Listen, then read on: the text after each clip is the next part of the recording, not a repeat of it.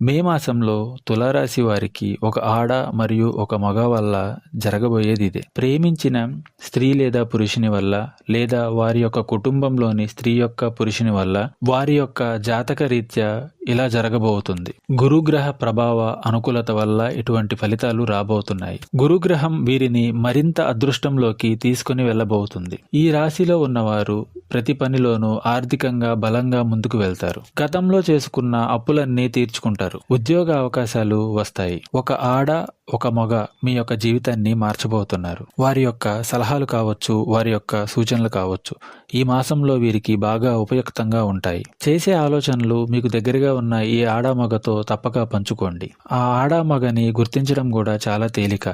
మీ యొక్క మంచి కోరుకుంటున్న వ్యక్తుల్ని మీరు త్వరగా గుర్తిస్తారు.